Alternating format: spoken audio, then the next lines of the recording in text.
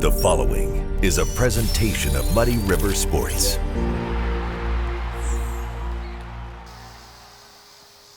Four years went by really fast. 4 conference championships, 4 NCAA championship appearances, including a team top 10 in the last year of my eligibility.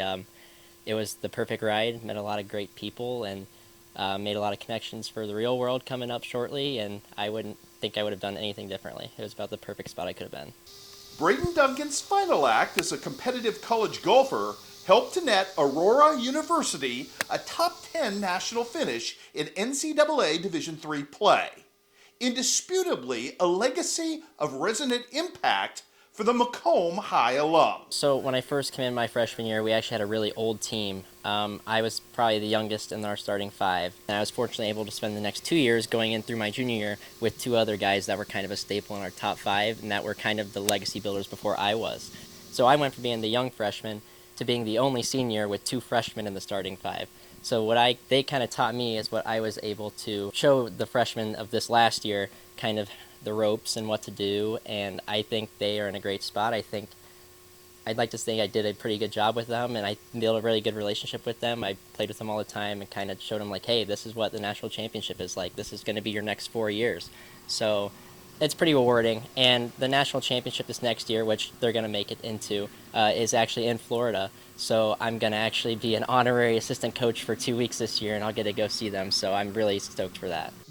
Aurora University's pride in Braeden Duncan as an alum extends far beyond just the playing and putting service. He ends his career as a Division III academic All-American. It was a great feeling, even just outside of the golf. Like, obviously, the golf for the fall was a pretty big deal for the whole time.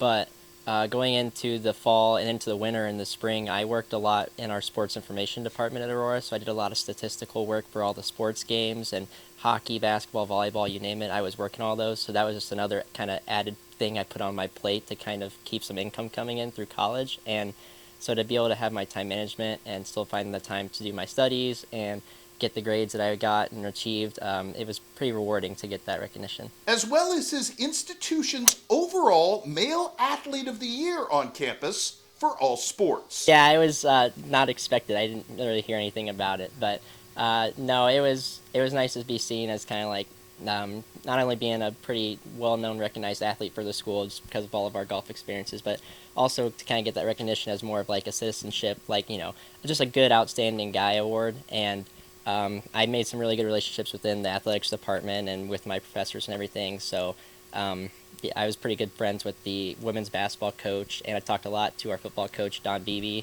So I just kind of pop in their office, and it's something you could do at a small school like that. You can get to go and meet these people. You go to a big school, like a D1 school, it's a high major school. You're not necessarily going to be able just to pop into the basketball coach's office and just talk for 25 minutes. So that was kind of something that I enjoyed doing at the school. And also as the recipient of a $10,000 NCAA postgraduate scholarship to continue his academic and career pursuits in physical therapy. Yeah, so I actually found out about that through a colleague here at Western, Dr. Tom Cody. He kind of let my dad know about, hey, this is something that could be in your son's future, and so I kind of took it upon myself to kind of research it, and I was like, yeah, why not apply for it? You never know what'll happen, right? And so I think if I had to guess, I have to be the first person from Aurora that's ever actually applied for that scholarship, because the person that I was supposed to talk to didn't really know the process very much. And so I just applied and see what happens, and I got an email saying that I got the scholarship, and $10,000 is a nice chunk of change to go for 3 years of grad school. So that's a pretty hefty, significant dent in the loans, so I'm very grateful for that. In no less than one of the country's most renowned institutions by way of Gainesville, Florida. I wouldn't say it was funny, but when I was looking at PT schools, it's kind of a process. You have to go through this application cycle, and then all sorts of schools. There's a centralized location called PT Cast where you have to apply to all these schools. And I was looking, I applied to a couple in-state schools, and I applied to some out-of-state schools because I was like, well, I got 3 years of doing this for school.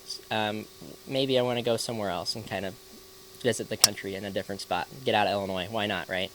And so I was kind of looking at schools, and I was like, oh, University of Florida has a program. University of Arizona has a program, stuff like that. So I actually applied to both of those, and I applied to a couple schools within, like, the suburbs area.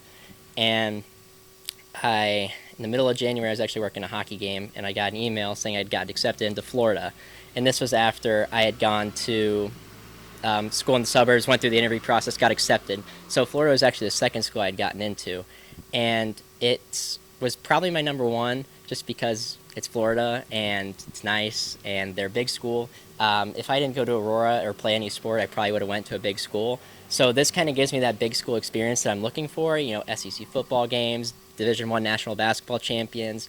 That's all stuff I'm huge into. And so just to be able to continue my studies down there, get a big school feel, and be able to play golf a lot year-round still for fun, it seemed like the right fit. The price was actually pretty good. It's a lot cheaper than in-state tuition here, so that helps too.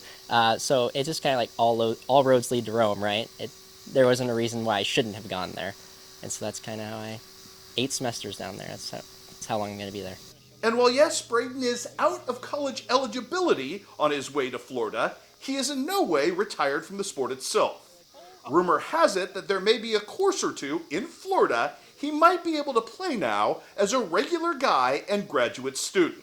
It's very weird. I didn't expect to not be able to play as much, but I've just been working so much this summer trying to save money for going down to grad school that it's only like once or twice a week, if I'm lucky, is kind of where I go. I don't hit on the range very much anymore, but it also has its perks. I don't feel as much pressure anymore to kind of like, it means something to me, but it doesn't mean something to others. So in a way, I think that's actually kind of helped me. I only played in 2 tournaments this summer, and I didn't really have any expectations going into them, and I actually played pretty decent for my standards of not practicing very much as I used to. So that's something I've kind of changed my mindset as that might actually be something good for me. I'm still going to play in some tournaments every once in a while, but I'm not looking to like grind it out as much anymore, and it's just for my enjoyment and satisfaction. Muddy River Sports. Our home, our sports.